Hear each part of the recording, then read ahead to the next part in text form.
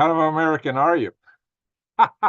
Hello, Swivel Heads. It's Greg Allison back again live on Swivelhead News with the next rendition of nuclear news. My friends, we got a lot going on in the world right now. Once again, Russia is making, threats of nuclear potentials. We've got Israel just went into Rafah, and because they just got hit by a bunch of missile attacks, and we just got all kind of things going on. Let me hit the update button here, make sure I actually am live because my Zoom is operating different than it used to. So I think I'm live. So bear with me here a second, guys. We're going to share some articles here, guys. We are in tumultuous times. If anybody don't doubt that, okay, good. We are live. All righty. So let's just go straight to the news, and we're going to share. Yeah. Let me find the right. Here we are. Come up. Here we are, my friends. Official warns of World War III amid China and Russia's nuclear ambitions involving artificial intelligence. And so what's happening here is that artificial intelligence is being factored into the control systems for the nuclear weapons of Russia and China. Yeah, they're putting AI in the decision matrix. And I don't know if y'all recall, a few weeks ago, we shared that there were simulations where when AI was involved in nuclear weapons, it always led to nuclear war in every single simulation they did. When they put AI in charge, AI solution was nuke war. And so American officials are petitioning both China and Russia to keep humans in the loop, to let humans be the key deciding factor. But neither Russia nor China is going along with this. And for those that don't know, Russia already has a system that can launch everything they got without any human involvement. It's called the dead hand switch. The dead hand switch is a system that is analogous to a doomsday scenario. If there is a detonation detected in Russia by this system, and if it doesn't hear from Russian command, it launches everything Russia has automatically. So, and it's really strange. We discovered they had this even way back in the Cold War era. They never told us about it. It was much like Dr. Strangelove. And Dr. Strangelove, you may remember in that movie, the Russians at the end, when the bomb was about to be dropped, revealed that they had a doomsday machine that would activate if there was an explosion in Russia. And of course, the character played by Dr. Strangelove, played by Peter Sellers, he said, well, the purpose of this is deterrence. And then, so why don't you tell the world? You can't deter anybody if you keep it secret. Oh, that's exactly what they did. And we know today that they still have the dead hand switch, and we're told that it is activated now. So that leaves all kind of potential for bad things to happen. And guys, when now they're factoring AI into it, who knows where this can go? Without something like this, I don't really fear AI, but like a lot of people do, because I don't believe AI will ever be truly sentient. Although there are people that may think it is, a lot of people may be fooled into it. I'm more worried about who's the man behind the curtain controlling it, kind of like Wizard of Oz and the AI itself. However, this adds a new wrinkle to it. This is putting AI in charge of something that the simulation shows that it would launch. So this is not a good thing to have. This is a situation that could lead to bad times in a hurry. Also, in case you don't know, I haven't heard already, I'm going to do another video on this on green Gregs. I meant to do it today. I just got too wrapped up in too many things. I'm sitting here trying to process through some of my stuff here, and I just ran out of time. I wanted to do a video on this so-called anti-satellite weapon that Russia has, where they're wanting to put a nuke in space, which is a violation of the 1968 Outer Space Treaty, but Russia would not approve a certain UN resolution against nuclear weapons in space because they have this concept for their anti-satellite weapon. And some experts believe that they already have their test vehicle for it in orbit, which could be nuclear. They may already have a nuclear weapon in orbit. And one of our congressmen is concerned that they may be putting a 1 megaton bomb in orbit. Now, most EMP super weapons are actually more like 300 kilotons or smaller, because it's the smaller weapons that you don't put the radiation around, radiation shielding around, that maximize gamma ray propagation, and that's what maximizes an EMP. Now, if they've come up with some way to robotically assemble a weapon so they have to have humans exposed and build a bigger bomb to put on a satellite, look out, because we know they can put 200,000 volts per meter out with an EMP super weapon. What would they be capable of if they use a 1 megaton bomb? And what nobody else has said, except for me, nobody else has told you this, and I told you this already a couple months back on my Green Rigs channel. This is not just an anti-satellite weapon. In fact, the only way to make it an anti-satellite weapon only is if you only detonate it over the Pacific Ocean, because it would EMP what's on the ground. So we are heading into dangerous territory any way you slice it. That's why this is war news tonight, my friends, is because and Russians consider an EMP detonation to be a form of electronic warfare, not nuclear warfare. This is what is in their doctrine. This is what we were taught by the late, great Dr. Peter Vincent Pry, who is an expert on these things. He warned us about that. And so look out. This could be up there with hacking. Of course, I would expect the cyber attacks to occur first, but the cyber forces are deployed from both China and Russia into our critical subsystems here already. And the reason Russia's doing it, well, we're already at war with Russia. We're just doing it by proxy.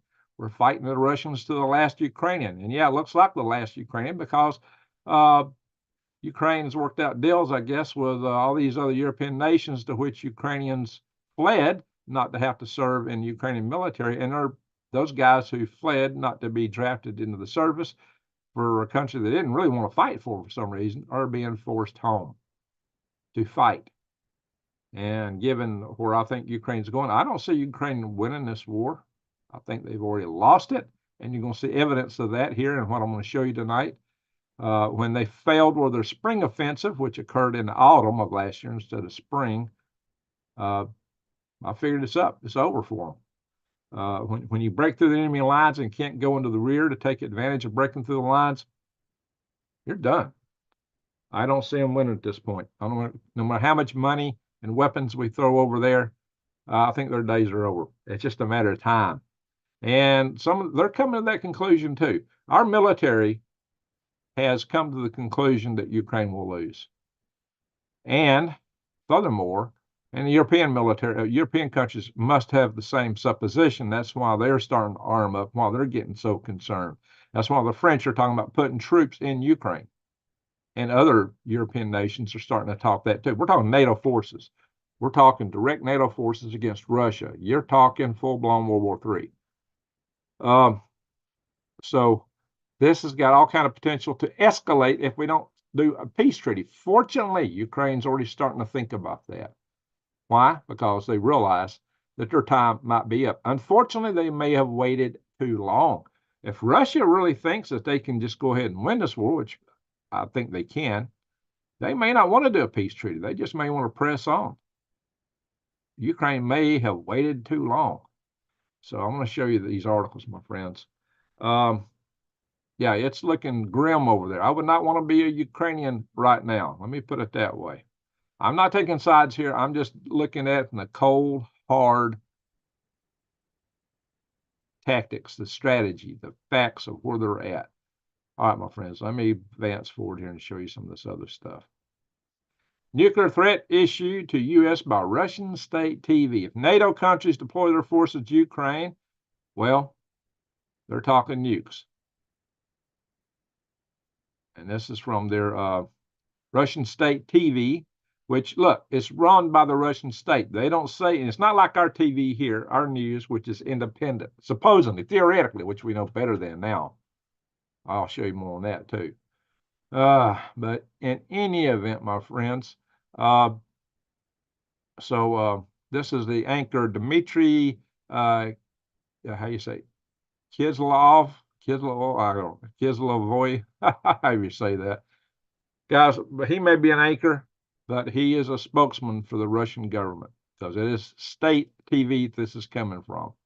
And maybe they're using them just to put that out there, crying wolf, but, at some point they may mean it because it is getting testy. Also, U.S. And Russian tensions are up since the Putin's forces conducted an 11-hour flight near Alaska. And of course, as you know, the U.S. base in Niger is being taken over by Russians because the United States has been forced out of Niger because our State Department don't know how to negotiate.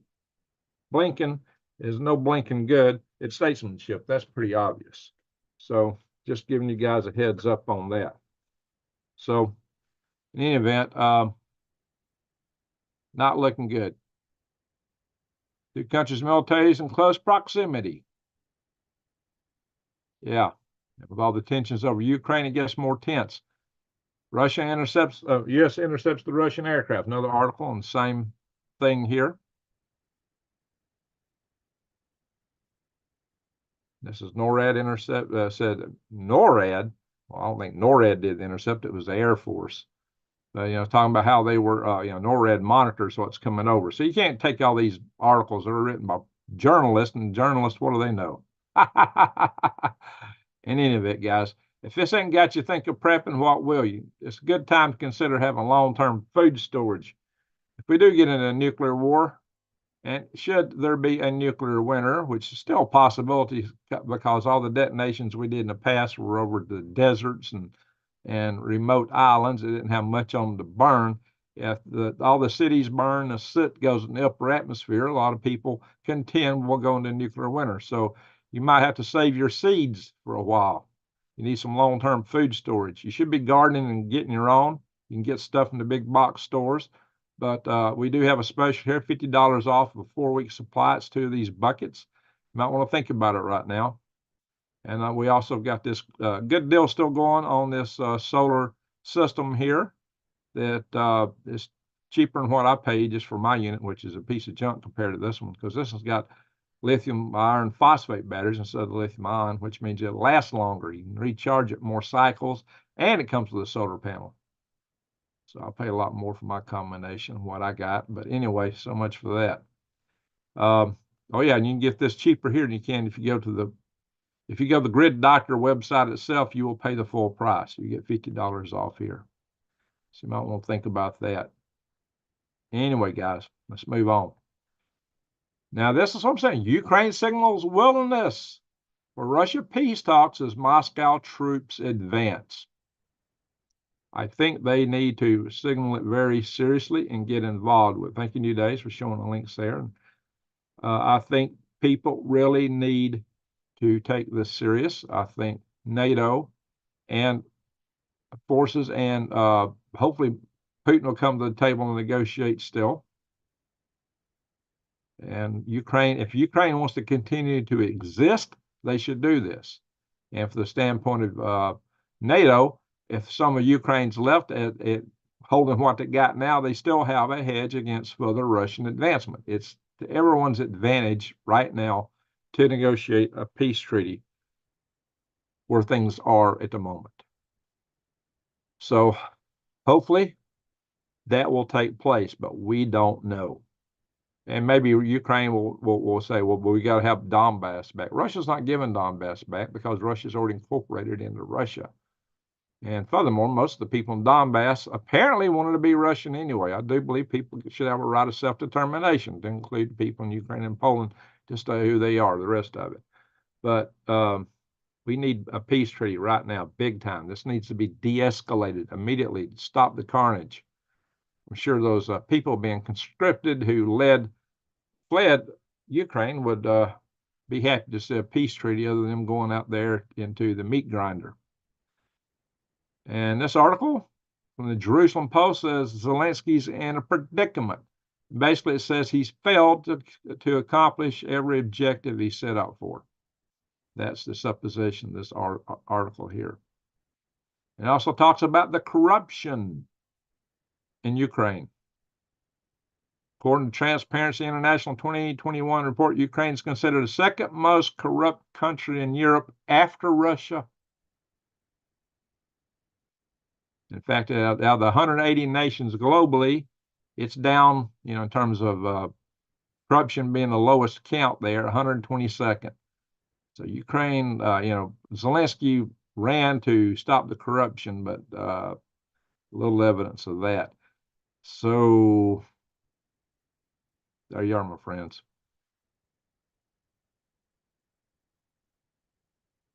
Says Zelensky has failed to achieve any of his goals and is leading his country into abyss after losing many parts of Ukraine.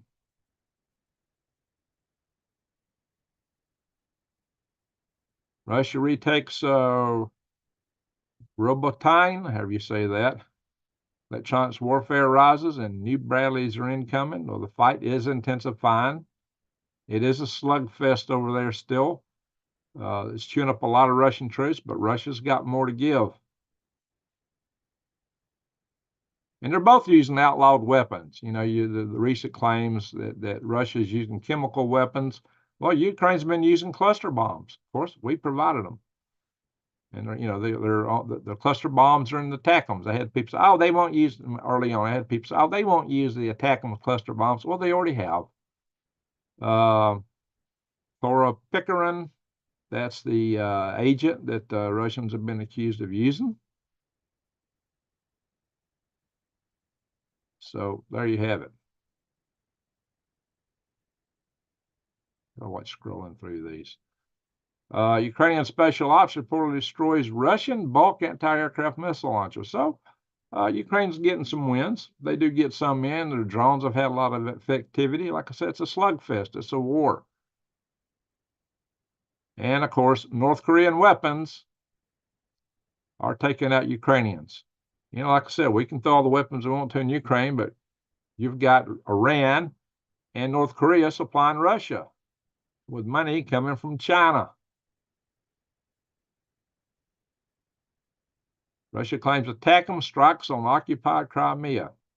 Well, that new long-range ATACMS can do that. And the Kerch Strait Bridge is at risk.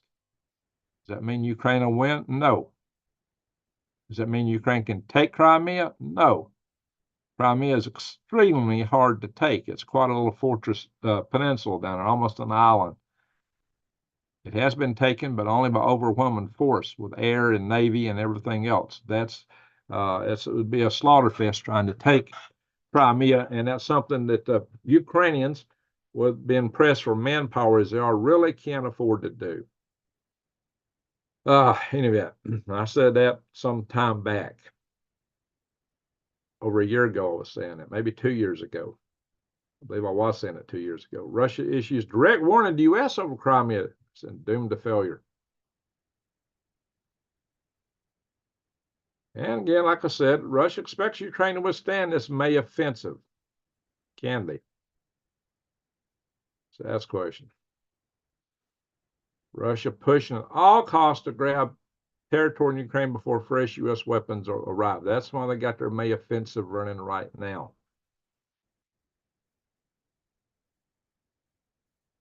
And here we are. Pro-Russian hackers are breaking into critical American and European infrastructure. Well, no surprise. But then again, we are fighting Russia already to the last Ukrainian. So does that surprise anyone? It really shouldn't. And they've been hacking our stuff for some time. Remember that colonial pipeline that went down for ransomware? Problem is that both the Ukrainians, both the Chinese and the China has just about everything hacked here massively. But they're not trying to do ransomware. It's just their software just sitting there and wait. That special data, special signal, just like sleeper cells, sleeper software, just waiting. Kremlin critics say that Russia's targeting its foes abroad, poisonings and harassments. Well, that's nothing new. They've been doing that way back. Said, they're not innocent either. Nobody's innocent over here, guys. There's no innocence in any of the countries in the world right now. All the countries have been run by a bunch of rubes. Ukraine retaliates after Russia puts Zelensky on wanted list. Well, what's happened here is Russia's declared it because he's not held an election, and for other reasons, going back to the coup that took out the president that favored Russia to start with. Russia is claiming that Zelensky is an illegitimate president. He suspended the elections. And so they've got an arrest warrant after him. Of course, the World Court's got an arrest warrant after Putin. I guess it's tit for tat. So, but this may also signal that the Russians are planning to go for Kyiv. That's how some people are reading this, that Russia is planning to go in. Israel's message to Iran: we will act to destroy the nuclear threat. So if you think this thing going on between Israel and Iran's over, no. No, we've got maybe a little bit of reprieve, but the proxy war has heated up again. It had a little bit of a reprieve, but so just look out. This is the head of the IAEA, Rafael Grossi. He's now saying that, Iran is not months from having enough uranium to make a bomb, maybe weeks. Well, we've been hearing that kind of story for a while. Of course, Iranians say, well, we got no intentions of making a bomb. But then, a few weeks back, one of them said we could put a bomb together in a day, which would suggest they already got it. Already got all the materials. We don't know because the IAEA has been held out of a lot of the Iranian facilities now for a few months. Robert Hodges, salute. Thank you, sir, for the super chat. For a mocha, you think there will be a rebellion in Ukraine or a mass exercise of politicians to cause this? You bet. I would expect a bunch of them would be fleeing before it all hit. A rebellion, probably not yet. They still got a pretty strong iron fist on things, but you take a lot of these young guys back in to conscript them against their will, they might turn the other way.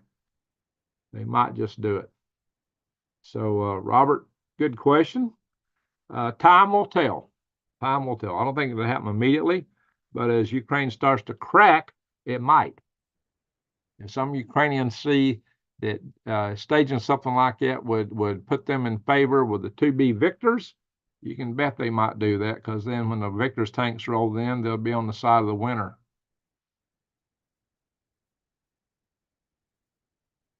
And again, this Bahraini group has struck Israel now twice. They struck them once, and they hadn't done a live since then. Now they've hit them again. So the new proxy groups are entering the conflict there. And bang, not to be left out, the Houthis are still over there launching. And now the Iranians have got a warship on the move that's got long-range missiles on board. So the Islamic Revolutionary Guard Corps has missiles on board here that on this ship that can reach, I believe, 1,000 kilometers or something like that. So they got their firepower on the move, just in case. Who knows what they got up their sleeves? And so they haven't had that mobilized before. So that's a new wrinkle. What are they planning? Is it just an exercise, or they got something up their sleeves? We don't know yet. Israel attacks Rafah after Hamas claims responsibility for deadly rocket attack. Like I said, they just hit Rafah. Hezbollah's air defense systems are more sophisticated than Israel had previously thought. And it's claimed that, that they've got some pretty good systems over there, but they're claiming that they got something that they haven't revealed yet. They're holding something in wait. We'll have to see what that is. And the Houthis threatened to attack ships in the Mediterranean Sea. Well, it wasn't just a threat. They actually damaged one. And they've also attacked our naval ships again. So damaged a ship in the Red Sea. And this is the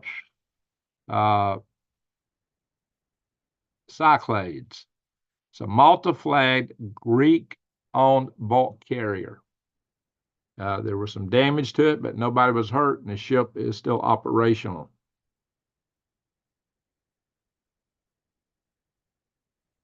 Yeah, I'm going to come back on Green Grids and make that video soon about the Russian space weapons. Houthis attacked 2 U.S. Navy destroyers and Israel-linked commerce ships in the Indian Ocean. Now, see, this is a new wrinkle. They're attacking in the Indian Ocean, not just in the Red Sea. And they're talking about, I don't have this article, they're talking about being able to attack into the Mediterranean. Where are they going to do that from? Now when it comes to China, Gordon Chang is saying this is like 1939 all over again from the dangers from China. And he says, how could Americans not see what is coming? He said, that's what the historians are going to look back and say. How could Americans not see what was coming? I'm getting through the news articles pretty fast. I'm just kind of hitting the high points on them because if I go into them, you always stand a chance of getting a copyright striking or showing a picture that I'd get hit for on here. So, you know, I digest this news. I go through hundreds of articles a day so that you don't have to. And I just bring you the highlights because that's really all that matters. It's the total overall picture. It's where things are going is what matters. I just use this as talking points. So get this. China's AI-powered satellites imperil U.S. aircraft carriers. Here they're talking about this radar sat and the images it took of our aircraft carriers at Norfolk. Remember when I, a few weeks ago, said that China has said that they could take out, with the satellites they're putting up, they could take out our entire naval fleet worldwide in 30 minutes. That means it would have to have some kind of missile force deployed around the world to do that. Well, we know they have missiles that they can launch from ISO shipping containers, and we know they have cargo ships distributed worldwide. With the right intel on location, they might do that. If they suck our entire naval fleet in 30 minutes, we're done for, naval-wise. But you can bet they do that. It won't just be, hey, thank you, Michelle, for sharing that. I will check that shortly. We're going through the news articles pretty fast. We'll see if we can get done earlier tonight than normal. We have 66 in the room, according to what I'm seeing here.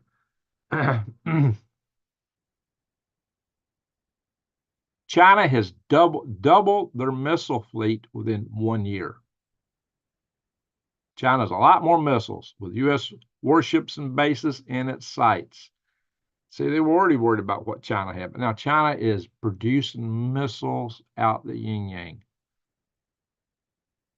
Yin and yang. That's China. That's a Chinese term, is it not? Yin and yang. Well, that's their yin yang. Absolutely. They have doubled their missile force.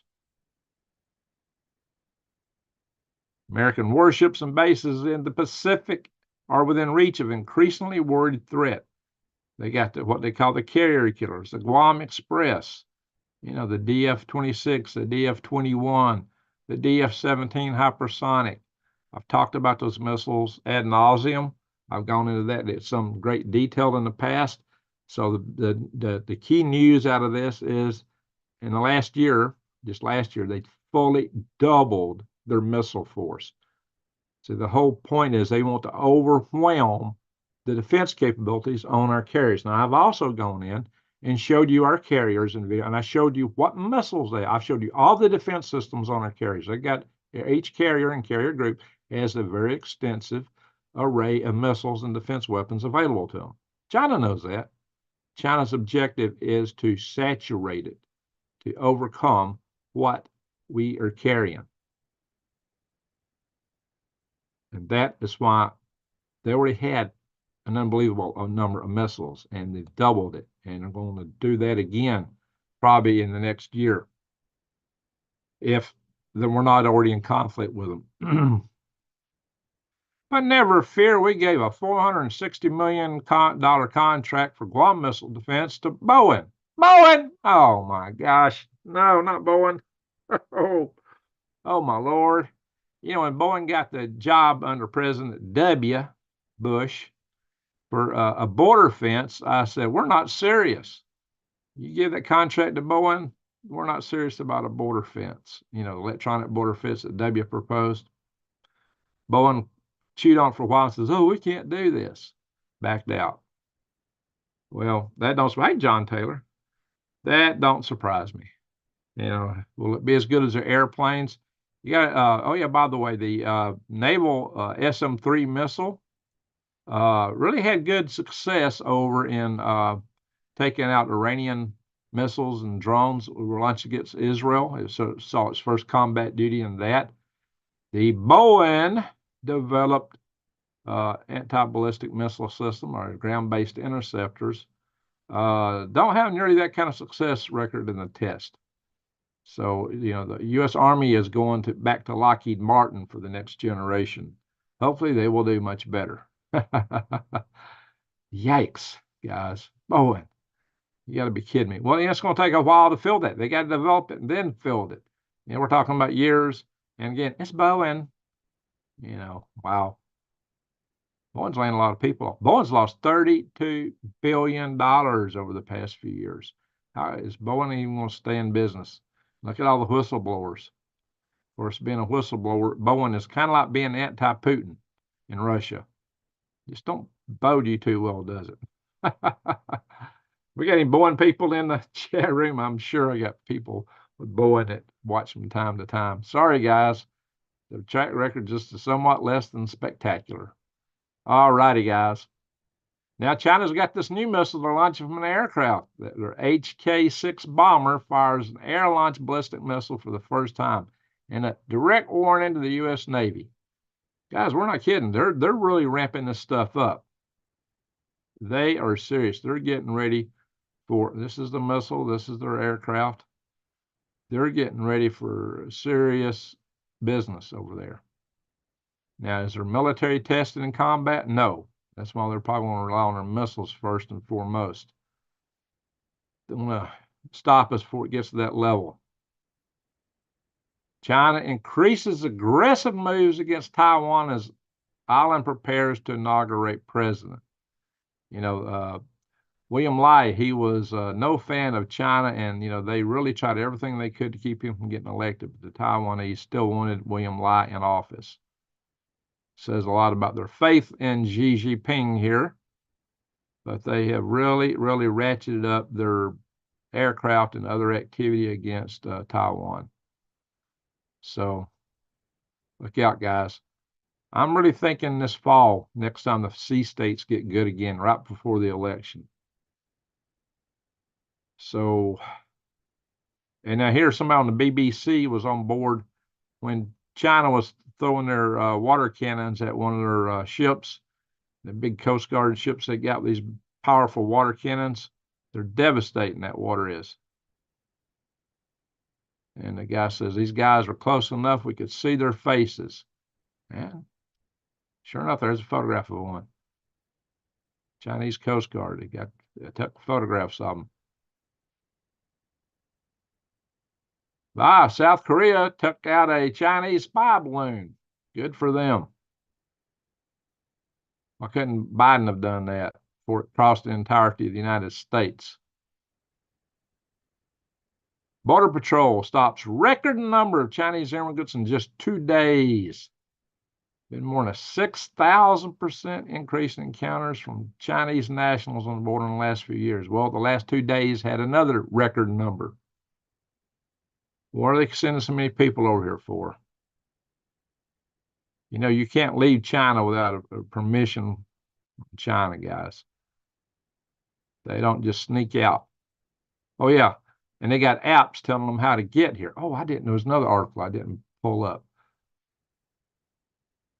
Yeah. Oh, yeah. By the way, Gordon Chang has accused, I don't think I got this up, so I'll just say that. Gordon Chang is saying that TikTok is being used, it has been used by China to educate people on how to write in the United States. He said it was done in 2020, and it's been done again.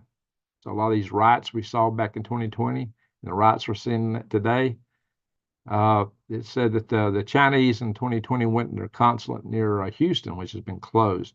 and did a survey for all the people that were aligned with, well, through all the data they got in TikTok, aligned with Antifa and Black Lives Matter, and started sending them all these videos. Well, apparently they're doing it again. And he said that was an act of war.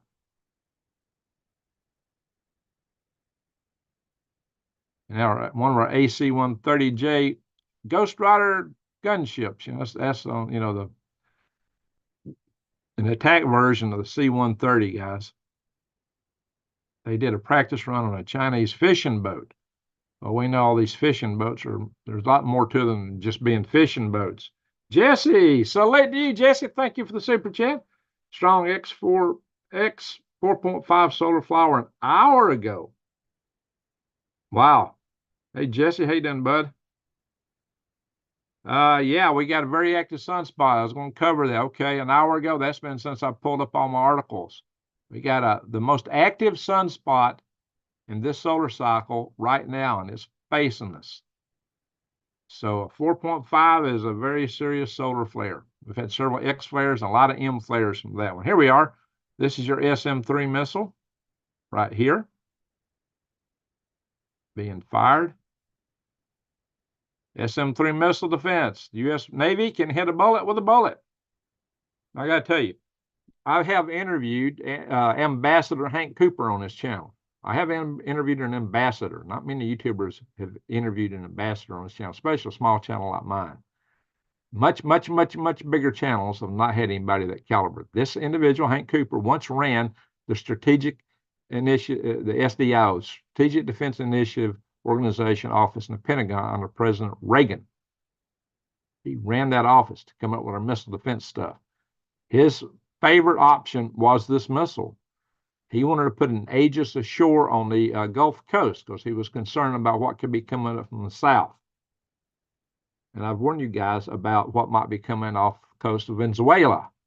And then Stacy Zavicki had a dream about that. Oh my gosh. So, and I didn't have, that's before I warned you guys because I didn't want to say it verbally until then. But he's actually called for that years ago, back when I was having my power grid defense conferences, like in 2016 and 2018, but just before I started this channel, the Green Greg's channel. But this missile has proven its capabilities. We should have an Aegis ashore on our Gulf Coast, maybe somewhere around Eglin Air Force Base. But the U.S. Navy's got this new unmanned submarine, the Manta Ray, and it's actually a pretty big submarine, guys. We got a drone submarine. Now, that makes it look huge when you see this ship back here, but it's not quite that big, but it's still real big. You see these guys standing on top of it? That's that hatch door there to give you an idea of scale. So that's an interesting system to have. So they're standing on either side to give you an idea how big it really is. When I first saw this photograph, I thought, well, it's a lot bigger than I thought.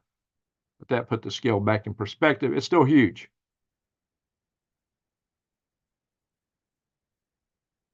It says, once deployed, the vehicle uses efficient buoyancy-driven gliding to move through the water. So it doesn't take a lot of fuel. Probably is really quiet. The craft is designed with several payload bays of multiple sizes and types to enable a wide variety of naval mission sets.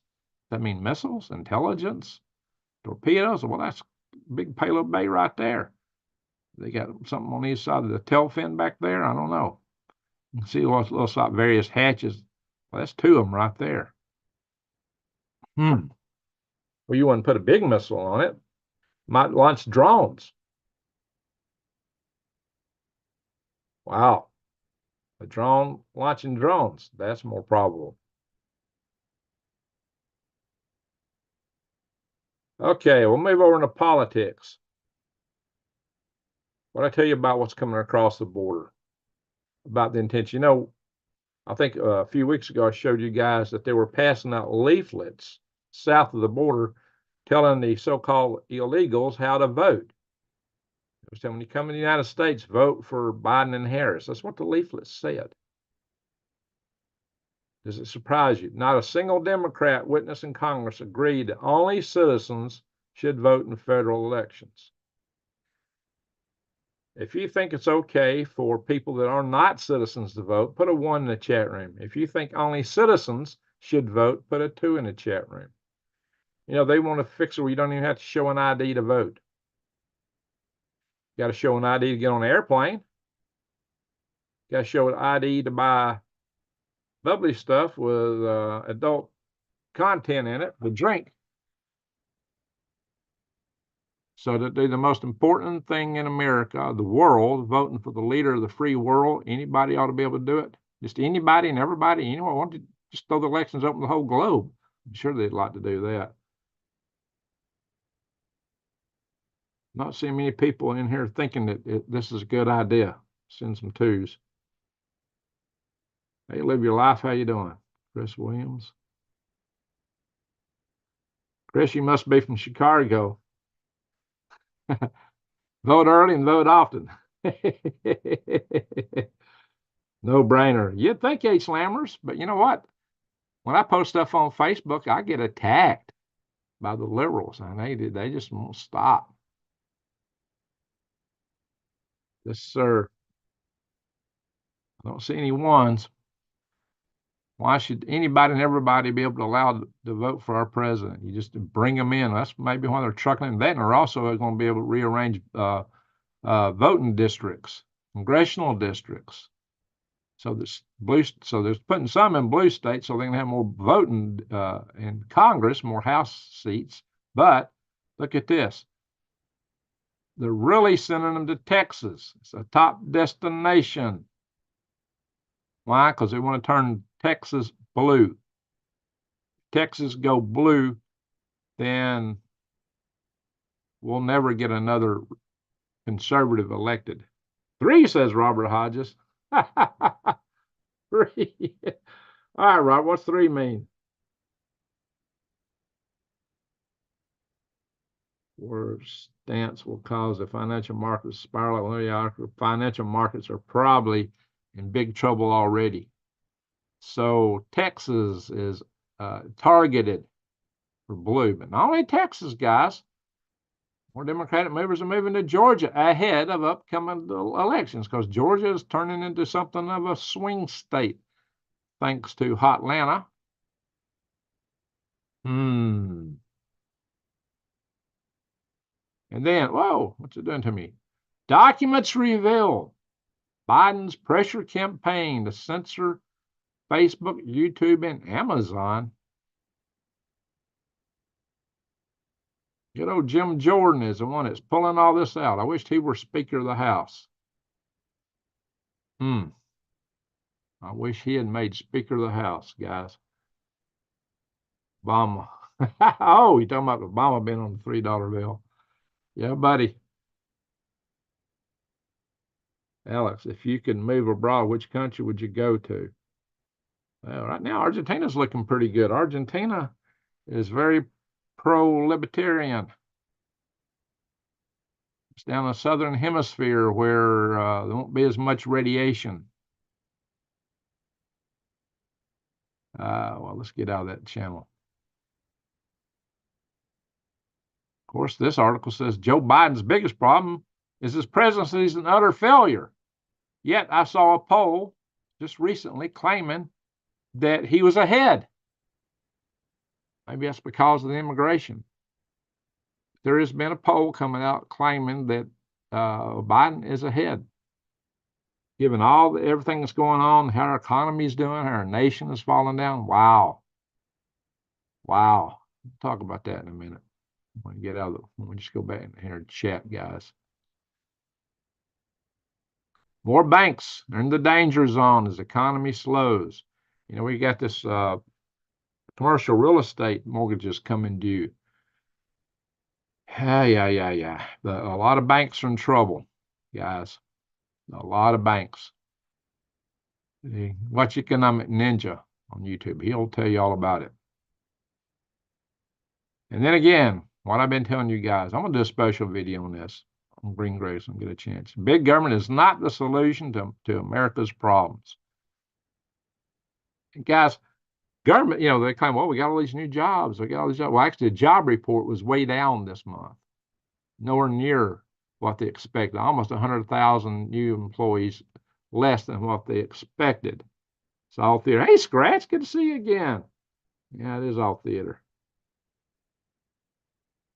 So, guys, the situation is that you guys that the situation here is that government jobs don't produce wealth. They don't add to the economy. They take from it. It's like a parasitic thing. So you're growing the government, more parasitic piece of the economy. It's not contributing to the economy. You're claiming it on the job reports, and you're driving the nation deeper in debt. Right now, our debt is our biggest economic challenge. And a lot of people are saying that it's going to crash us. It's going to crash this country. We're $34 trillion in debt, and it's escalating. Yeah, I've been seeing tons of articles on it. I plan to do a special video on that to post as one of my coffee morning videos. I've just been planning to do that for some time. Just hadn't got my round to it. It's in line. Anyway, guys, this is something to be concerned with, guys. Hey, Scratch. So, yeah, it's not the solution. It's the problem. And given the economic problems, it might be a good time to consider defy the grid. As you can get, they got a deal here that says that, bang, if you find a better price anywhere else, call us and they'll meet it or beat it. Now, who else gives you that kind of offer? Why? Because they keep their margins exceedingly small. That's why you got a discount code available, but it's only 1% off, and that's all I get from these guys too. It's the smallest affiliate fee out there, 1%, but it's popular among you guys, and I can understand why, because you can get gold coins, gold bars, silver coins, silver rounds, bars, and they also have the silver notes and gold backs. You know, I'm a big fan of the gold backs. So think about that, guys. You know, gold backs are actual gold. They're made out of pure gold, and they're foldable. You can put them in your wallet, and they're small enough. They're small enough that you can actually buy everyday things with them, and like a bar of gold or gold coin, which is worth so much, you can't hardly buy anything with it short of a vehicle, or a few of them get you a house. 10 of them will buy you a house, right? All righty, guys. Earthquakes. Wow. Earthquakes are off the charts here. Look at this, guys. And the Puerto Ricans are dancing hard tonight. Check that out. But look over here yeah, we got a big one here in the Aleutian Islands. 5.2 right there. 3.6 in Cantwell, Alaska. And Tynek, so 3.4. Looky here on the West Coast. Let's just drill in a little bit to this. Plus button, ding. The south tip where the three plates meet, the Juan de Fuca, the Pacific, and the North American plates, had 2 earthquakes there. That little pinch point gets a lot of them. Petrolia, California, there's 2 of them right here, 2.7. That's a very active place. Here in the middle of it, now some people think this is probably volcanic activity, 2.9. Stanley, Idaho, got a 2.8. And down here we got 2 earthquakes. Thatcher, Utah. Now, see, that's up near Jellystone National Park. I call it Jellystone for Yogi the Bear. 4.4, Thatcher, Utah. They've had 2 earthquakes right there.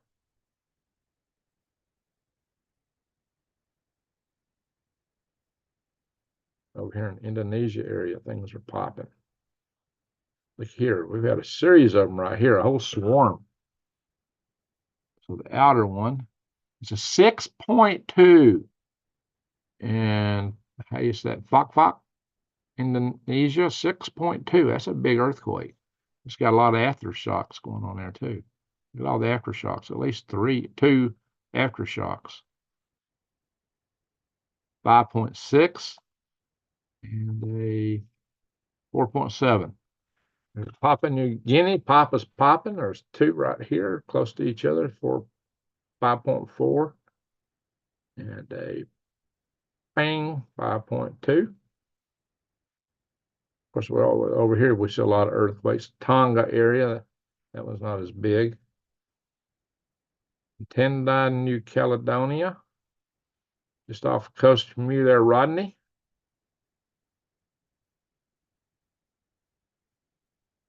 Philippines has got a couple of them. Philippines gets a lot of earthquakes, 4.8, 4.7. All right, well, Taiwan's finally calmed down. Nothing there tonight. South America's got quite a number out in here. And that one's in Dominican Republic. Look at that one. Bang, 4.5. Some of these over in the Virgin Islands. Antigua, and not Antigua, it's, how do you pronounce that? And Julia, I don't know how to say that. So this one up here. U.S. Virgin Islands, there.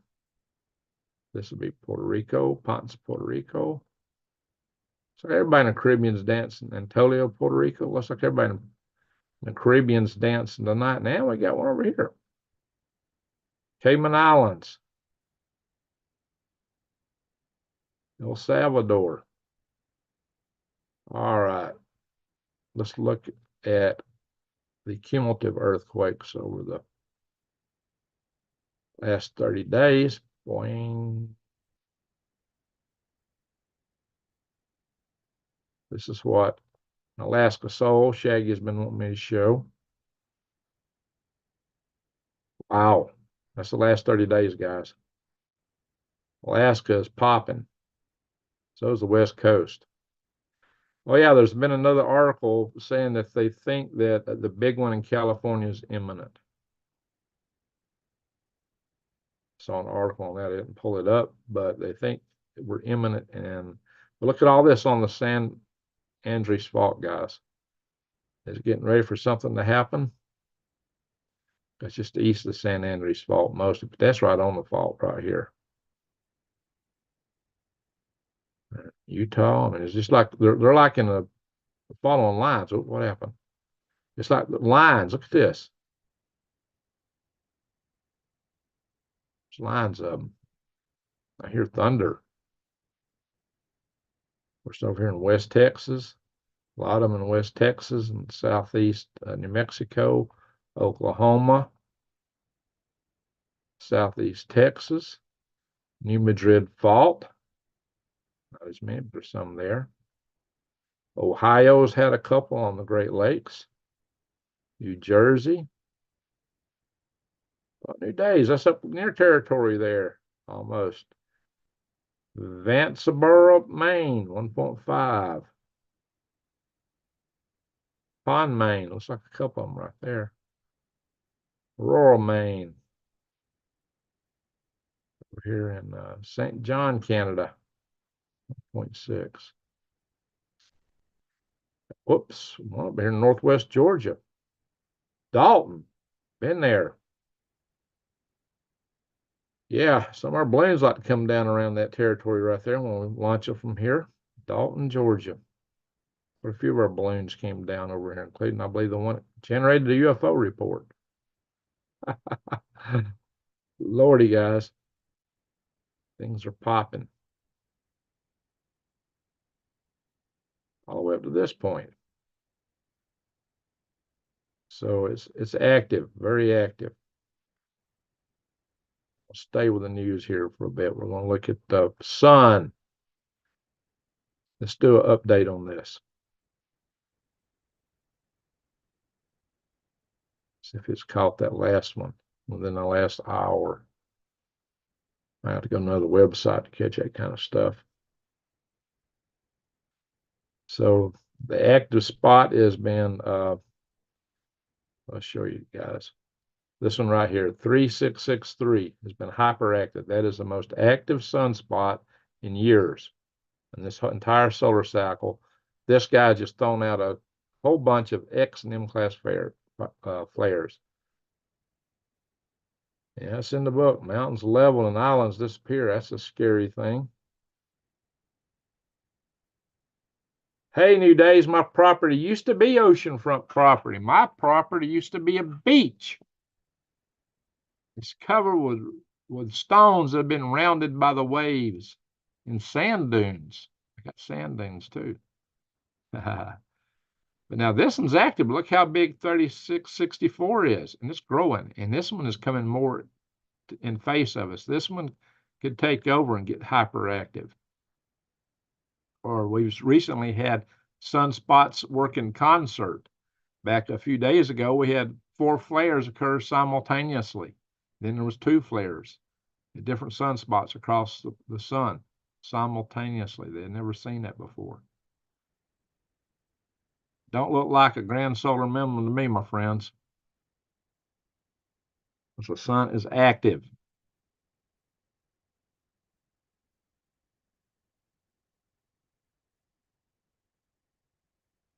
These are auroras they saw in the Czech Republic at 50 degrees north latitude.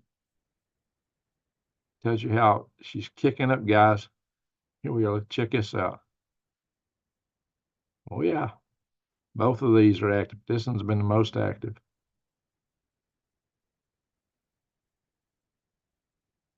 Three 663, and here's 3664. All right, let's go back to this. We got some active ones up here turning around toward us too. You never know, guys. I always kind of suspected if somebody wanted to do an EMP attack on us, they'd do it in conjunction with a solar flare. Hey, Arnold, can you see any aurora tonight? This big sunstorm, are you able to see anything? Well, yeah, they use the sun to raise the carbon tax. Daylight in Maine, check it out. Sunrise. It's a new day and for new days. It's a new day for new days. The sun has risen in Maine.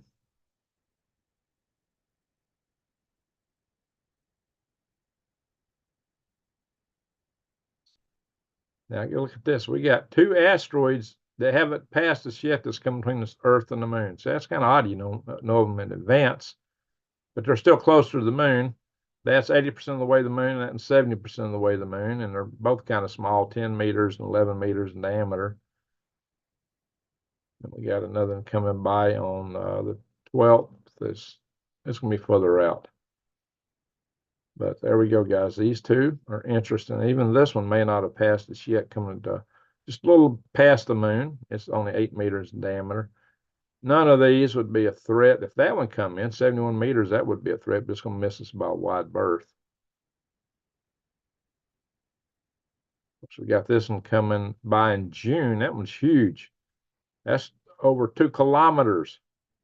But it's going to miss us by a wide berth, fortunately. If it didn't, we'd be in big trouble. Big trouble. We don't know anything that's getting inside the geosynchronous satellites, but you never know. It's always, we'll find them after they pass all too often. That's 2 close shaves incoming, but they're both small. That's good news.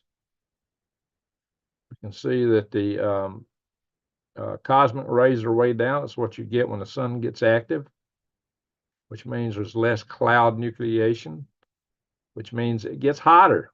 That's what happens during solar maximum. So we're getting hot. Hey, Kim Possible's in the house. Very good. Before we go deep into the weather, I will just do a quick glance at it. I know I got storms outside right now. Here, just heard the thunder. It ain't showing it on here. Oh, it's not up to date. Let me bring it up to date. Okay, it's probably in this little cell of things right here. Ain't quite all the way up to date. All right. Well, Mississippi is the only big active spot right now. So we got some rain and thunder. Yeah, it's showing thunder. Showing some thunderbolts out here. Snow in Colorado and Utah, and Idaho is covered with snow. Wyoming, western Utah, Colorado. Jan, you got snow going on right now. A little bit down in north New Mexico. Phoenix is only 62 degrees. That's kind of cool for this late in the spring.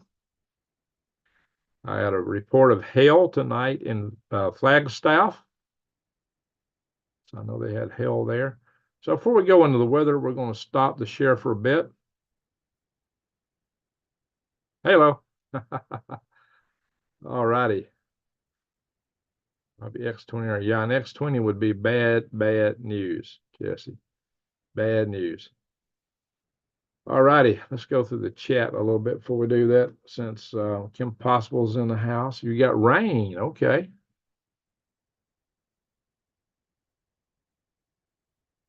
I'll check PayPal. X. See who I can thank already. We'll check it again before we end.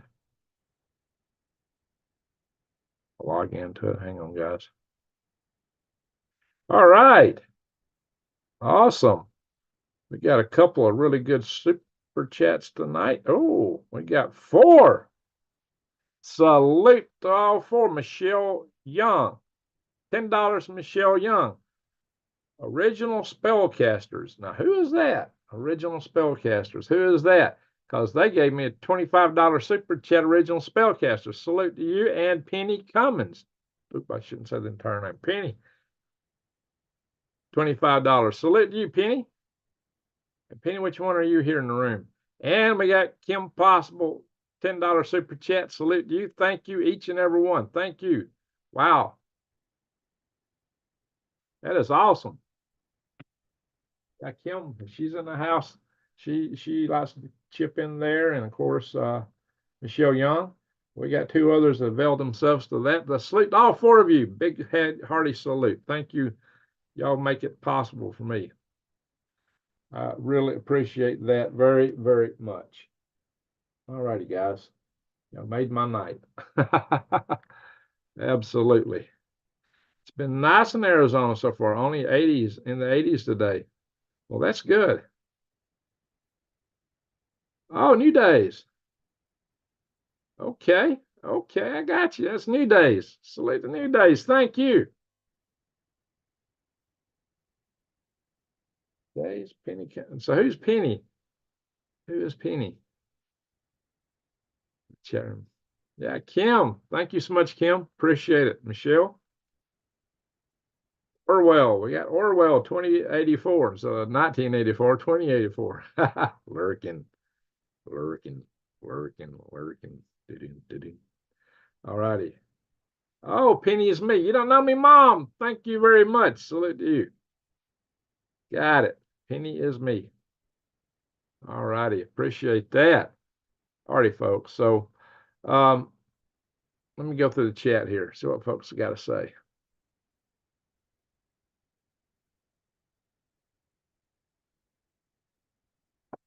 Zen jamming. Family guy.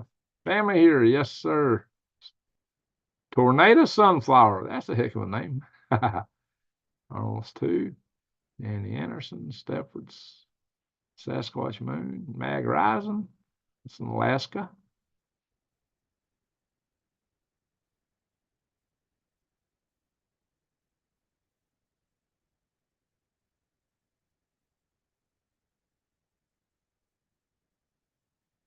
And Jesse, are you Jesse Mills? You're Jesse in Arizona. I assume you're Jesse Mills. H. Lammer, 29. The tube wouldn't go to SHN. Took me 70 minutes to get here. Wow. Yeah, please hit the thumbs up, guys. Need all the thumbs up we can get. We got 85 in the room right now. Yeah, for Robert Hodges talking mocha, I'm going to take a drink of coffee. Chill out.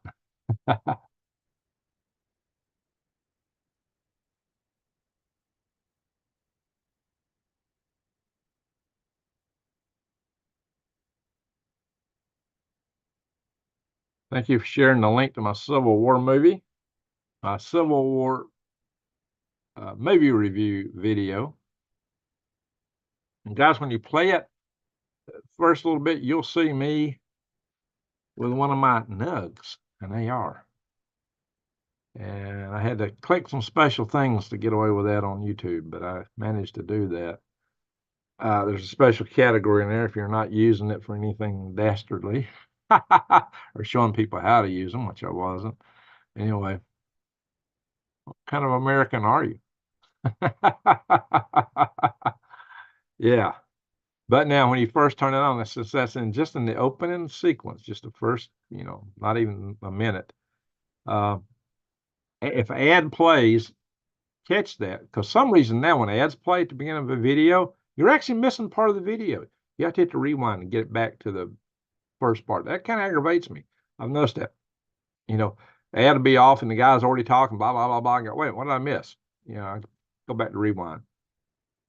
But do that with all your videos, because YouTube is doing it. Used to, they would play the ad and then let the video start. Not now. They're just overlaying right over the video, which is kind of cruel. Patio and mini garden. Hey, patio and mini garden. If you only got a patio, you can't have a mini garden. Don't forget that, guys. You can garden just about anywhere, even in your closet. My late brother-in-law worked for Bowen when he was pretty young. Okay. He passed away, I guess. That's too bad. Well, Bowen used to be a good company to work for, supposedly, but I've had people complaining about Bowen for decades here. So Biden couldn't find his party hat, but the ice cream was good. Well, my first short on this channel had to do with Sniffy Joe. So check that out. Go back to my shorts and see the one with Sniffy Joe. And then I did one with his ice cream.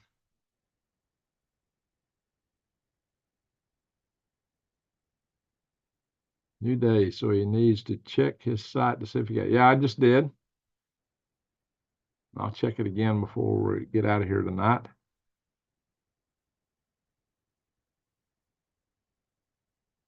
Earl says this war stance will cause financial markets. Yeah. Yeah. Well, close the Strait of Hormuz, and you can expect oil, or if they attack if Iran attacks the refineries in Saudi Arabia, yeah, the price of gas might go higher than $10 a gallon. Hope I get all my moving to Arizona complete before that happens.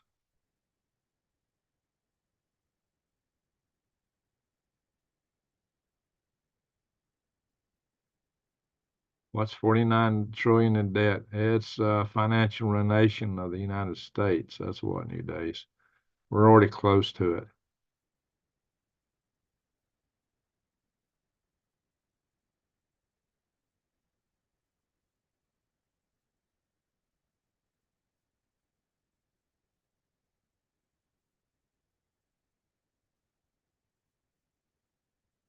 Yeah, scratch people, or apparently, well, that's what we're going to talk about here in a minute. We're going to talk a little bit here. Alan Meyer Jensen. Now you're in Denmark, aren't you? We have Denmark in the house now. I believe you're in Denmark, if I recall correctly. Salt Lake City area earthquake. You. What about Japan, Scratch? Scratch is coming to us from close to the Scratch lives real close to Stonehenge. If I get over, I'm hoping he'll give me a tour. Yes, Jesse, that Sunspot is a beast. Oh, we got another super chat. New days, excellent review. Love the baldy beard. Civil War. What kind of American are you? Salute. Thank you, New Days, for the super chat and for sharing the link. That's a double salute. All righty.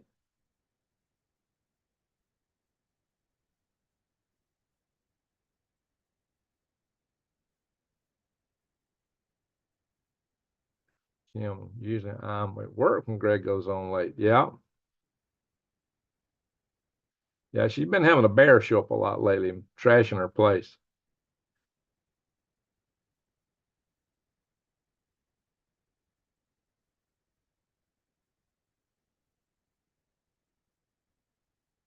Don't tell anyone. Don't tell anyone what, New Days.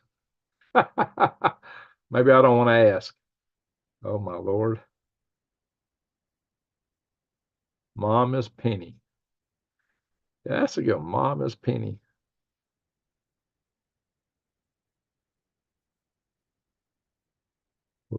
Oh, I can't spell. What's going on?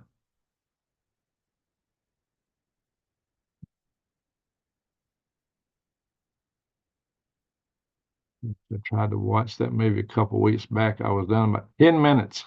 That wasn't about Civil War. That's what I told you in the very outset of my piece on it. But I took advantage of the movie to use it to make points for preppers. So it's I do give a blow review of the movie, but as I go through, I'm giving prepper lessons, and I'm also taking apart a lot of the tactics they show in the movie, showing you how horrible they were and why they wouldn't. The movie is just entirely improbable.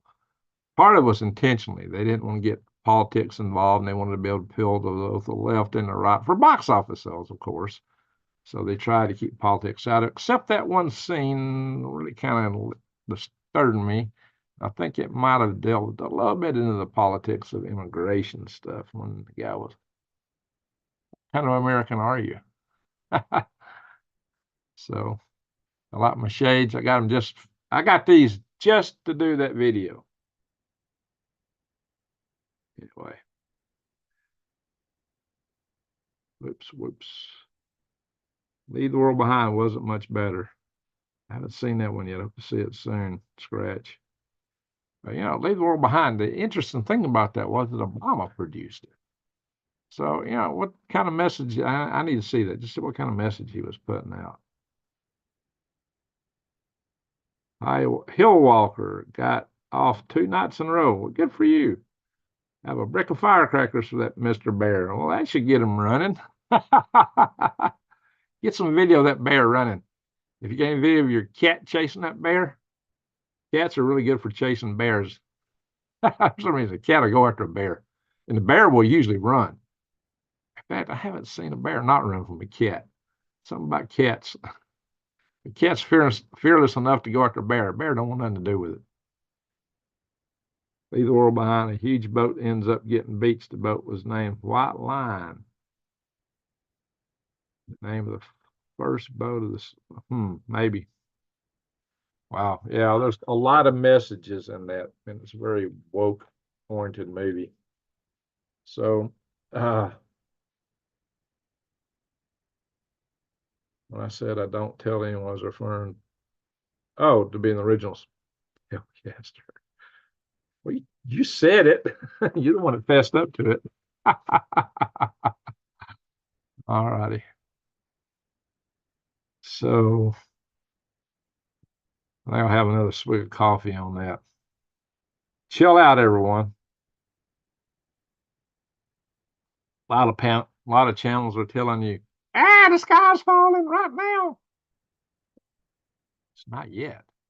It may, but it is not falling immediately. So I tell everybody, get prepared. I had a cat that chased a bear in the street, chased it around the corner. Yeah, that's what I'm talking about. Anybody gets a cat chasing a bear, make a video of it. I want to see it. That's funny. It's funny to watch a cat chasing a bear. I mean, that's hilarious. But they're darn sure to chase a bear. And I'll tell you another thing. A snake is never a match for a cat because snakes are fast, but cats are faster.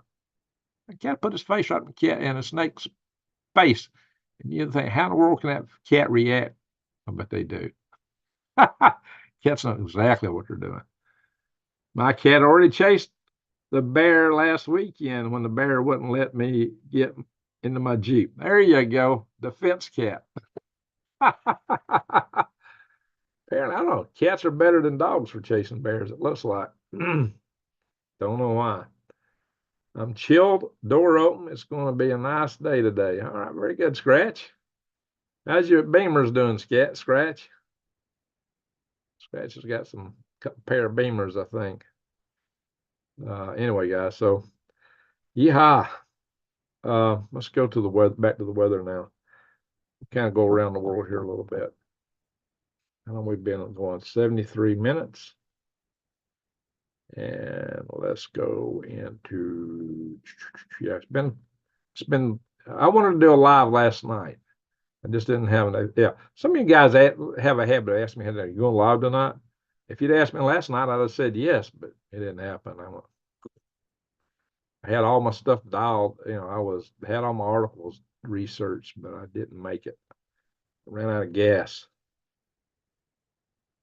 So Gil Walker says, so I need to take a cat hiking.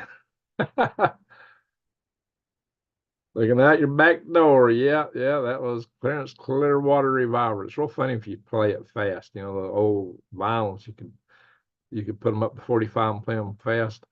When I was a kid, we used to get a kick out of that. We used to laugh at that one. The week before Christmas.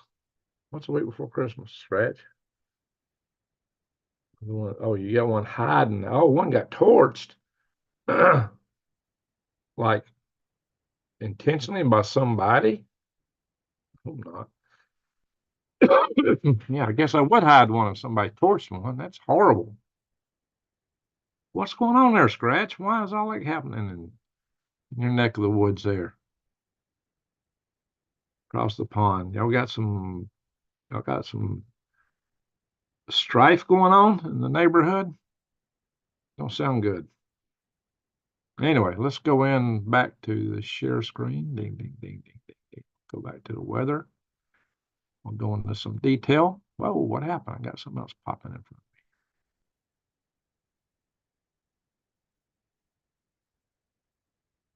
of me. Yeah, some weird stuff popped up. Where'd that come from? Anyway,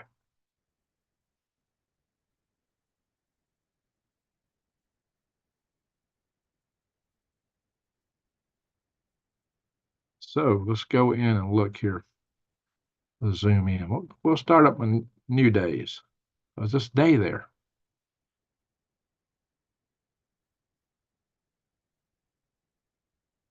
Oh, it's up in the 40s up there. You were all nice and warm up there. No freezing. New York's in the 50s. Boston, 50. Hartford, 50. New York, 55. I used to have a friend from Peru in the Army at Fort Greely. He'd say New Jersey. That's how you pronounce New Jersey. New Jersey. All right. Charleston, West by Golly, Virginia is 61. Roanoke, 57. Beltway Bandits are sitting at 62. Atlanta's 66. Birmingham is 66. Grenada, Mississippi is 66. Jackson, 60. Montgomery is 68. Albany, 68. Savannah, 60. Tallahassee, 70. Mobile, 75. Nolens is 73. Planet Houston, 73. Lake Charles, I spent a night or two there getting a transmission repaired years ago, and I didn't get ripped off then because I did shopping ahead of time.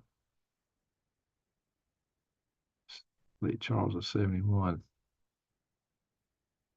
I think we got a good south breeze blowing up right over the Gulf of Mexico, heating everything up. Oklahoma City, 61. Amarillo, 64. Salina, Kansas, double nickel. Kansas City, 57. St. Louis, 61. Ryan Perennial Land, he'll watch us in the morning. St. Paul, 46. Morris, 52. Walker, we got Walker's 44. International Falls is 41. Dakotas are in the 50s. Well, all the Dakotas. Montana, the eastern side's in the 50s. It's in the 40s you start going west. And then Missoula's 39. 39 to 53 across Montana. Well, let's see. Colorado Jen says it's raining on here. Maybe it's snowing at the higher altitude and turning to rain as it hits. Yeah, it's definitely rain here. That's rain. Anywhere you see green is mixed rain. Aspen rain. So you definitely got some rain. Steamboat Springs is 30 degrees. Vail's 30. Aspen's 30. But Grand Junction's 39. So yeah, I could see rain and snow both. And Telluride, 16 degrees. Wow. Chilly over there in Telluride. Albuquerque, don't take a wrong turn at Albuquerque, folks. Just ask Bugs Bunny, 59. Alamogordo, 66, same as Birmingham. Flagstaff, 34. Like I said, I had reports of hail there earlier today.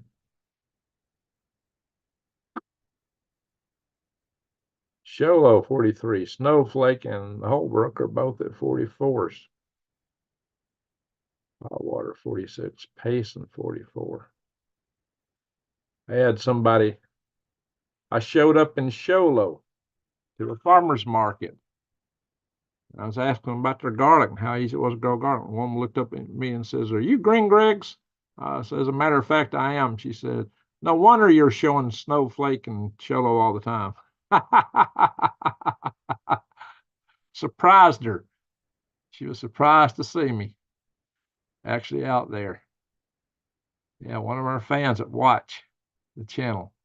Farmer. Tucson is 61. Phoenix, 62. That's pretty cool. Sedona, 43. Lost Wages, 52. Lost Angels is 50. Bakersfield is 50. San Fran is 50. 48 right there. 39 in Jackal. 14 in Bear Valley. 14 in Bridgeport. 10 in Yosemite Valley. Wow, been there. Yosemite Valley is 10 degrees. Holy, that's colder than Vail, I think. 10 degrees in Yosemite Valley. Wow. Eureka from West Wokistan, 44. Up here into Eugene, Oregon. Is cheery weather in the house? Yep. 46 in Eugene. 40s up, 50s up and down the coast. Inland. Burns is 32. That's pretty cold in Yosemite, 10 degrees. Wow. Everett is 46. Seattle's 48. Olympia's 46. Got some snow up in the mountains here. Rain, what was that? Hail? Maybe, or freezing rain, maybe. That's freezing rain. Vancouver's 46. Lake Kelowna here. 35 at Port Douglas. 46 in Vernon. Let's skip out here. All right, let's get over here to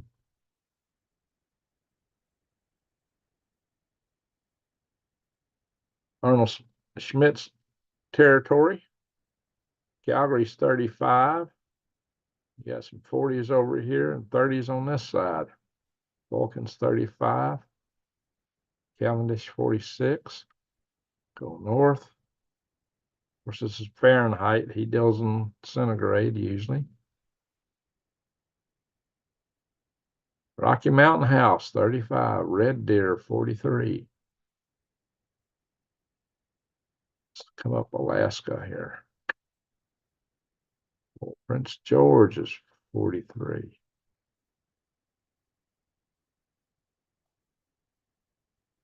There we are.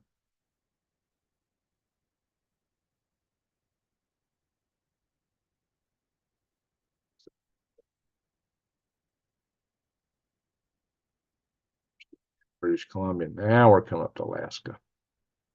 Sitka, 37. Juneau, 35. Got some snow in the mountains, a little bit of freezing rain. A lot of snow up around here. Valdez is 34. Cadova's 35. Seward, 32. Homer, 37. Kenai, 39. Anchorage, 39. Wasilla, 37. A lot of snow up here in the Alaska range. Delta Junction, 41. Fairbanks, 37. So it's Dead Horse. Tananaw's 30. Let's go up to Dead Horse. All right. This pass in the Brooks Range, how do you pronounce that? We used to call it the Hall Road. It's got another name for it now. What do they call that now? Somebody from the Mag Rising. What's this road called now? We used to call it the Hall Road. -8. -8 degrees in the Brooks Range at that pass. Dead Horse is 7. -8 in the pass. Barrel's 8. Wainwright's 10. Fort Hope 16. Kotzebue 12. Nome is 14. And I got a White Mountain here. We got a White Mountain in Arizona. A big area called White Mountain, Arizona. 16 degrees in that White Mountain. See what kind of temps we got in Risky over here in Siberia. Siberia's huge. I'm going to scroll out a little bit.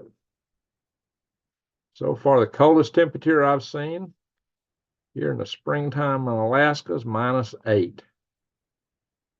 Does Siberia have anything approaching? Oh, it's pretty warm in Siberia. 40s and 30s.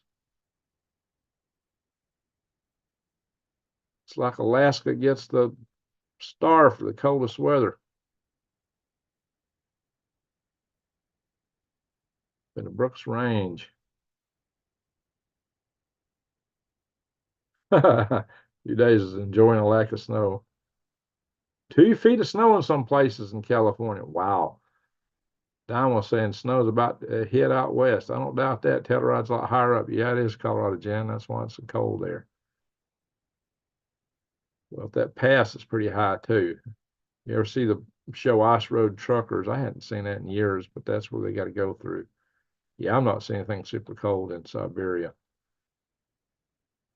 All right, let's head south. Let's go down under. There's Cold Rear. Cold Rear. My brother was stationed over there. My older brother one time called it Cold Rear, Korea.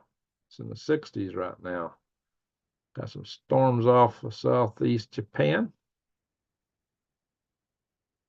50s, 60s, got 71 right there. Taipei is at 79. Got 77 here in the Philippines, but 95 right there. 95 to 70, almost 20 degrees difference. Quezon City is 95. Get down here in the tropics, it's always raining around Indonesia. Holy smoke. Man, I get so much rain up in the Indonesia area. I wonder how many inches a year they get in Papua New Guinea and over here in Indonesia. WWIII, 82. I should have been guessing. 82 in WWIII. That place don't change much in temperature. All righty, Rodney, we're in your territory now. Queensland. You got 62 in Brisbane and 82 in WWIII. So you got 18 degrees difference. A lot of 70s here in the middle. Not too bad. 77 in Long Reach, 79 in Hughenden. Oh, how do you say that? Hughenden starts out with my middle name. Sydney's 64. So they're in autumn down here, folks. It's autumn. Melbourne's 57. 52 in Hobart, 50 in Launceston, I don't know how to say that. Fort Lincoln, 57. Let's go over here and look at Perth. Perth is 68. A little bit warmer than I am. Alice Springs is 64. Pretty balmy for the middle of the outback. Well, snow in the mountains in New Zealand. Got 40s, 30s. Christchurch is 46. New Plymouth's 53. Auckland's 55. That's Napier, 55. That's the warmest temperature I see in New Zealand. And we'll go to Europe. Oh, Jan, when I still had cable, Ice Road Truckers was one of my favorite shows on TV. Yeah, that was interesting. I got out of the Army. I went to a driver's school because I got a ticket in Huntsville. And this policeman that was teaching class said, "You can't drive on ice." I said, "I beg your pardon." He says, "It's impossible. You can't drive on ice." I said, "Look, buddy, I lived in Alaska 2 years. That's all I had to drive on. Now you can't get us. That's all we had. You was driving on snow. I said, no, it was ice. Don't tell me. I lived there. I know we got Meg Rising in the house. Hey, we got anybody else from Australia besides Rodney tonight? Whatever happened to Scribby Snacks? Have not seen him in a long time. All right, we got somebody from Denmark in the house, I do believe. And it's 55 air and however you say that. Copenhagen's 53. I can say Copenhagen. Hamburg, Germany's 59. Look here, London, 53. Fall, 61. Let's go up here to, we always get somebody from Norway in here. Oslo's 50. Stavanger, 52. 32 up here. 32 over there. Freezing up here in northern Norway.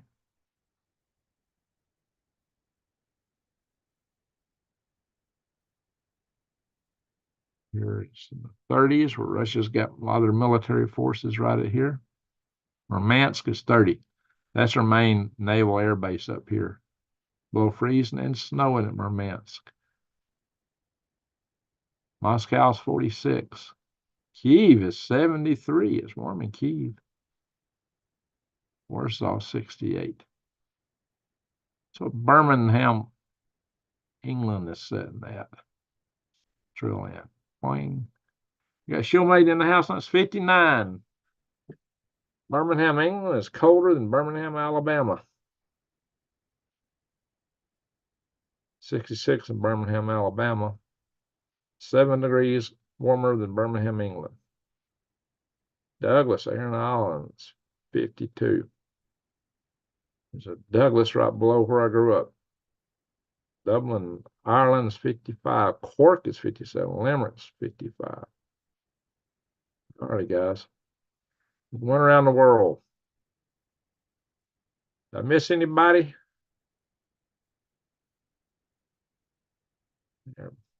Bermuda, 66. Same as Birmingham. Huntsville, 64. Drill in and see what it says about my temperature. Because right now, Ardmore, 64. I guess that's what it is here, because I'm right about where that hand is. Right about there. Yeah, there's some thunder. It shows thunder all in this area. I'm here right now. I got a good patch of thunder up here in northern Mississippi. Let's back out. Macaroni's trying to meet Panda Land to hammer out a deal. Yeah, he is. The United States is not too happy with that.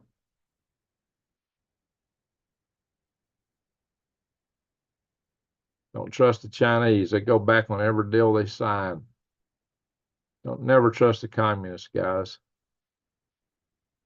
All right, let's go on forward and see what we're in store for here. Been hearing rumors of some big storms will be coming in from the west. All right, Monday, look you there, Monday, Tuesday. Go back. So we're going to come out of Kansas and Oklahoma. Look there, Oklahoma's getting hammered Tuesday. Missouri.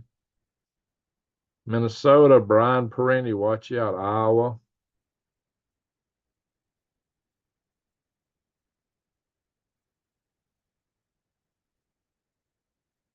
Later Tuesday, that's Tuesday morning. Lying down. Michigan and Ohio got storms later Tuesday. Not too bad though. Look at that. Late Tuesday night, they're flaring up across Ohio and southern Indiana, going into northern Kentucky, and around west of Utica Wednesday. All right.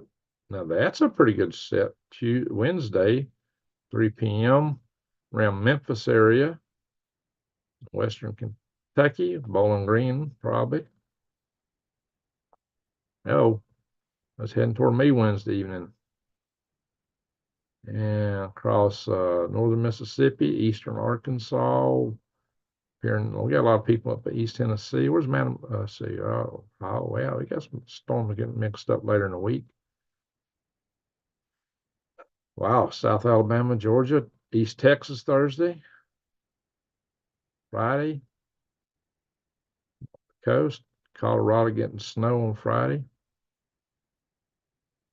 Some of that was down where in the area where Rex and Diamond are. Still showing snow right there. That snow staying there through the weekend. Don't look as bad as what we had a few days ago. Going forward. South Texas. Well, all right, guys. Yeah, since we get as many tornadoes, I like to run it through you to see what it looks like coming up. All right, that's over a week in the future. I just heard thunder again.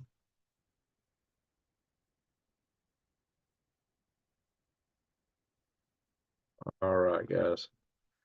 That's about as much as it makes sense. That's 8 days out. Back her up to here. Bang. Yeah, I'm hearing some thunder. All right, let's stop the share. Bang. It's almost 4 a.m. here. We've been on for 96 minutes. Oh, Macaroni needs to stick a feather in his hat.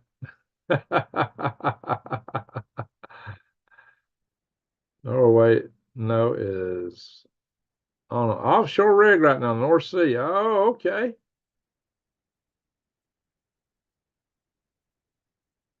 Oh, yeah, he's losing in the polls. I hope he does. Macaroni. Yeah, he's too much of a Schwabian. And most of European folks are getting tired of that kind of mess. So hopefully the people in Europe will get some liberty, get rid of this House of Klaus and all their influences. I'll log in again.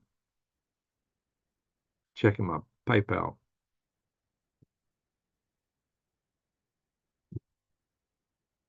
Y'all hear that? Oops, messed up.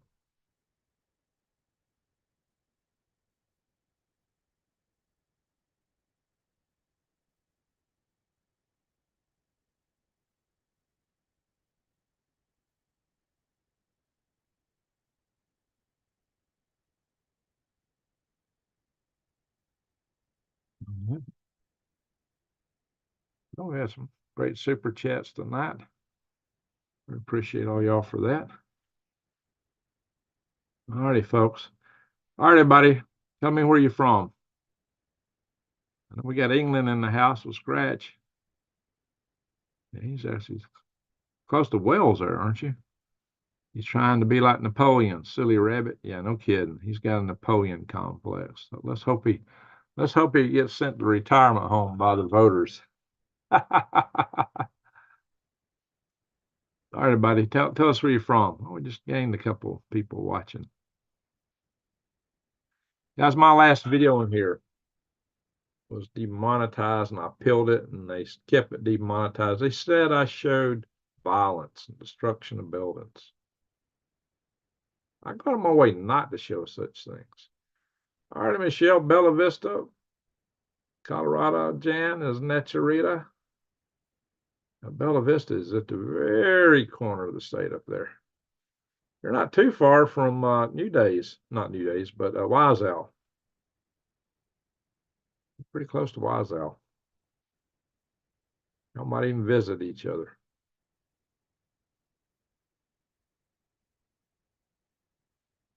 Everybody's got their tongue tied tonight. If you're asleep, put a 3 in the chat room.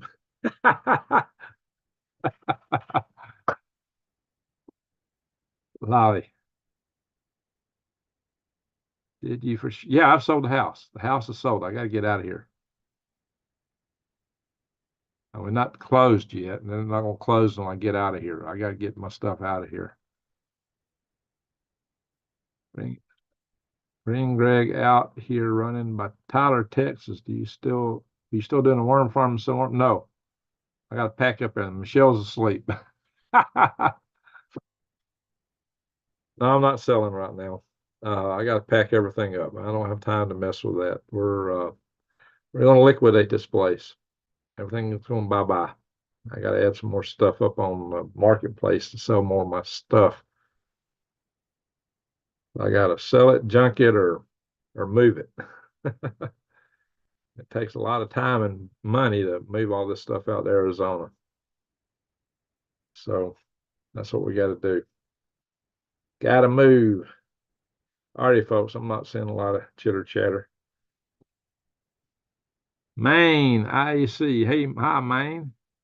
Macaroni paid 2.5. Ooh. Ooh, ooh, ooh, ooh, ooh. Yeah, he needs to go. Student. Wow. And look what they do to the T-man. Put them on trial for everything they can dream up.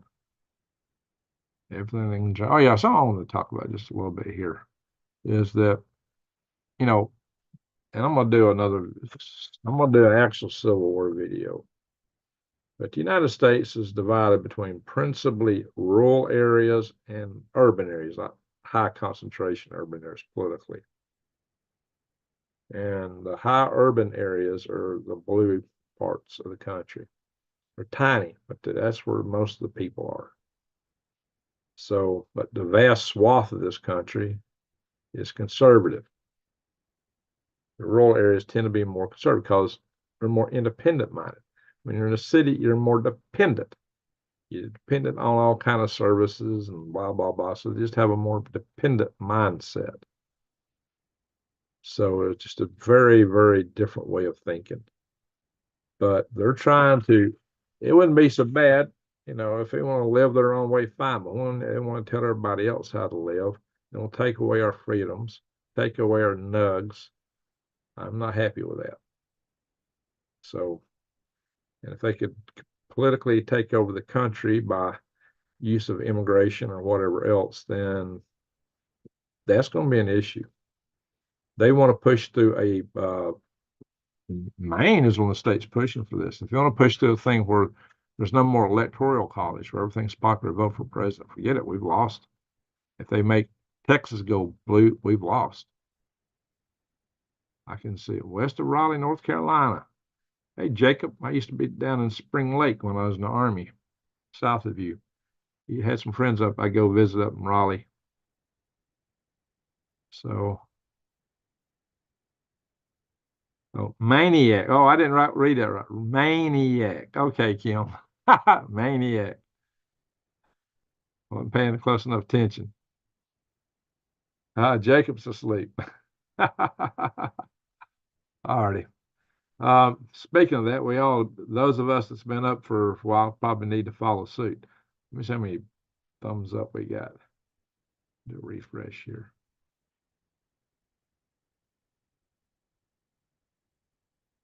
We got 78 thumbs up. Come on, guys, help us out. We need some help with the algorithms that have no rhythm. There's more people in the house than there are thumbs up. So on your way out, at least hit the thumbs up, please. All righty, folks. We're gonna call it a night. So thank you, super chatters. You made it awesome for me tonight. I really appreciate that. I want to thank you, mods, for posting all the links and keeping the chat room clean. We don't have any problems tonight. I think the trolls have figured out this ain't the place to come because you guys take care of them in a hurry. They know better than show up here. It's because you guys do such a good job. I appreciate that. So I want to thank you everyone for watching. Our family. We got a lot of trials and tribulations in the world today, outside and inside this country. And they all affect us. We got issues with supply chains. It can drive up the cost of everything. Food prices are rising. They're rising fast. Fuel could escalate big time if the conflict spreads in the Mideast. There's nothing to suggest it won't. It seems like everything's geared toward escalation right now. I really hope that Ukraine sees the wisdom and negotiates a peace deal with Russia. Let's hope Putin's still in for it and doesn't decide, nah, we're just going to take it. Let's hope they get a peace deal and stop the carnage. It's real heavy on both sides, and the carnage just needs to stop. Really, really, really needs to stop. That would do us more good than anything right now. If that could happen. And let's hope that China is not motivated to do what we think they're about to do. That it's really looking more and more like they're about to pounce. And that would be bad. Even if we don't get involved, it's going to wreck the economy worldwide. I mean, wreck it. If China takes Taiwan, the world economy is going. Think about all the chips coming out of Taiwan and all the trade that goes through the South China Sea. That's going to wreck the world economy. Have a wonderful day, everyone. Don't be scared. Be prepared. That's what I say, guys. I don't know how much time we got, guys. I mean, things could go south any minute, or we might have a few months. Take advantage of this little bit of a lull we got right here in the United States to prep and prepare. But I expect tensions to go up in this election year. We've already seen the stuff on campuses. How long before it goes into the cities? Let's hope we don't see cities burning again like we did last election year. So cross your fingers and pray, folks. Seriously. But remember, we all can be part of the problem or part of the solution. In our own little piece, reach out to other people and share the love. Can't survive as a species if we keep throwing all this hatred up. At some point, it's going to get us in a lot of trouble. We won't make it. I'm going to do a video on Galactic Gregs, not too distant future, about, and I may put it on Green Gregs too, about this fact that we don't see anything up there. We got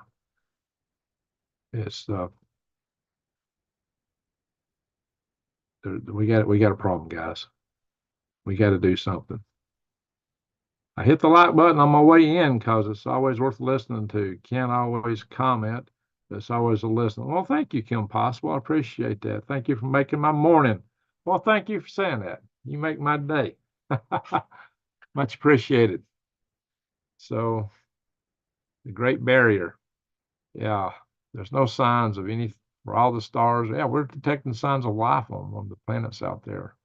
That's something else to cover on Galactic Gregs, but there's no sign of civilization anywhere but right here, right now. How long will we last? Can we survive? Are we going to hit the Great Barrier? I don't know, guys. So we're in tough times. I'll talk about it more coming up on Galactic Gregs. I've covered it really on Green Gregs in a sense, but I'm going to take a little different tack. I'm trying to get the point across, guys. Just remember, what part you can play is this. As light dispels dark, see my stage lights on my hands. Love dispels hate. Go out and shine your love light in the world. Be part of the solution. So, again, thank you, Super Chatters. Thank you, mods. Thank you, everyone, for watching. We're a family here. Thank you all for being here. Share my videos. One thing I've noticed, other channels talk about that most of their views come from non-subscribers. Why? Because YouTube pushes their stuff out. Me? No. Most of my views, almost all my views, are from subscribers. And most of my subscribers tell me they don't get notifications. That's why my views are small for a channel my size. There's a channel out there half my size. You guys don't know anything about EMP. In the first couple of hours, they had 5,000 views talking about it. So really, I don't get that much when I got all this expertise I bring to the table, and I don't get that many views from most of mine, especially in 2 hours. No, don't happen over here. So share my videos, guys. Help me out with that. So again, thank you all for being here, and everyone, one and all, have a good day. good night wherever you are. And with that, I am going to say, let me end it here. This is different now.